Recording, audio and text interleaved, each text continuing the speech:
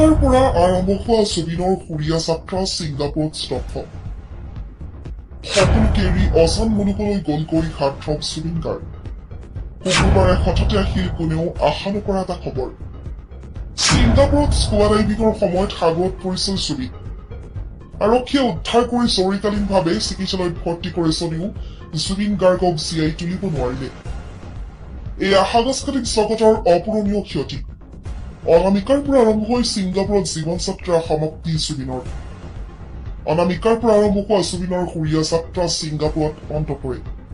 জুবিনৰ গায়ন শৈলী তথা পৰিৱেশন শৈলীয়ে সকলোকে মুগ্ধ কৰিছিল। বৃহস্পতিবাৰে শেষৰ বাবে সংগীত পৰিৱেশন কৰে জুবিনে। জুবিন গাৰ্গৰ মৃত্যু অসমৰ সাংস্কৃতিক জগতৰ বাবে অপূৰণীয় ক্ষতি। বিশ্ববিশ্ৰুত শিল্পীগৰাকীৰ মৃত্যুত অজস্ৰ গুণমুগ্ধই শোকত ভাগি পৰিছে। নৰ্থ ইষ্ট ফেষ্টিভেলত অংশ লবলৈ ছিংগাপুৰলৈ দুদিন পূৰ্বে গৈছিল জুবিন গাৰ্গ। 1992 চনত জুবিনৰ প্ৰথমটো এলবাম অনামিকা মুক্তি পায়। ইয়াৰ লগে লগে জুবিন পেছাদাৰী সংগীত জগতখনত জড়িত হৈ পৰে। জুবিনে ঢোল, দোতাৰা, মেণ্ডলিনৰ দৰে বাদ্যযন্ত্ৰ বজোৱাৰ উপৰিও এজন কৃতি কীবৰ্ড প্লেয়াৰ। বঙালী চিনেমা সুধু তুমিৰ কাৰণে জুবিনে 2005 চনত শ্ৰেষ্ঠ সংগীত পৰিচালকৰ বঁটা লাভ কৰিছিল। হিন্দীৰ ইয়ালি গীতটোৰ বাবে জুবিনে 2007 চনত গ্ল'বেল ইণ্ডিয়ান ফিল্ম এৱাৰ্ড আৰু ষ্টাৰডাষ্ট এৱাৰ্ডত শ্ৰেষ্ঠ নেপথ্য কণ্ঠশিল্পী পুৰুষ বঁটা লাভ কৰিছিল।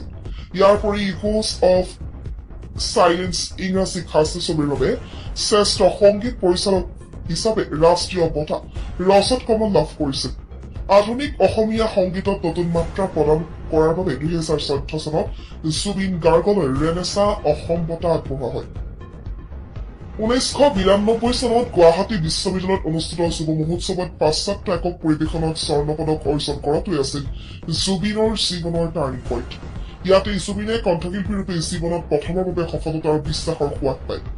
ঢোল, দোতাৰা, মেণ্ডলিনৰ দৰে বাদ্যযন্ত্ৰ বজোৱাৰ উপৰিও জুবিন এজন কৃতি কীবৰ্ড প্লেয়াৰ। 1992 চনত প্ৰথম এলবাম অনামিকা মুক্তি পোৱাৰ লগে লগে তেওঁ পেছাদাৰী সংগীত জগতত সোমাই পৰে।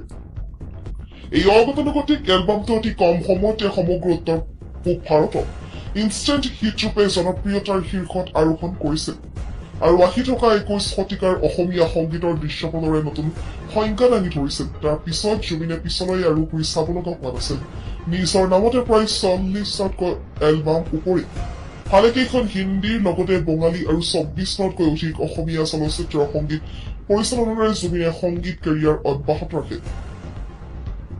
তেওঁৰ শেহতীয়া বাঙালী চিনেমা সুধু তুমিৰ কাৰণে 2005 চনত তেওঁ শ্ৰেষ্ঠ সংগীত বঁটা লাভ কৰিছে।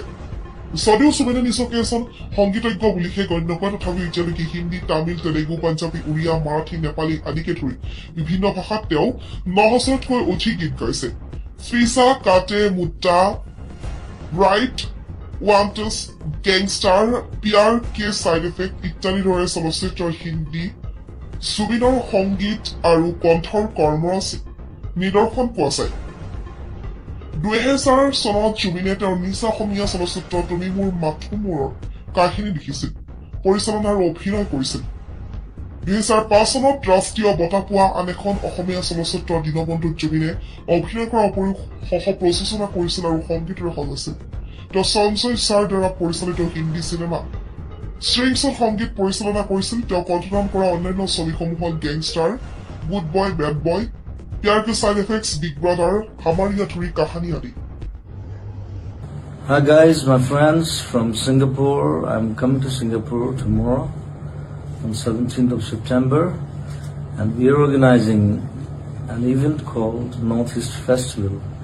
There, I'm Zubin Garg from Bollywood and Assam and Northeast, and I'll be coming to join you, and I invite you, all of you, to join us for this cultural event. It's not only culture, it's a traditional event from Northeast. We organize in different places, and this time we are doing it in Suntec City, Singapore. So all are invited. See you there. I'll be there. I'll be performing. I'll be talking to you, and I'll be there with you. Thank you and love you, Singapore, all people. Thank you very much.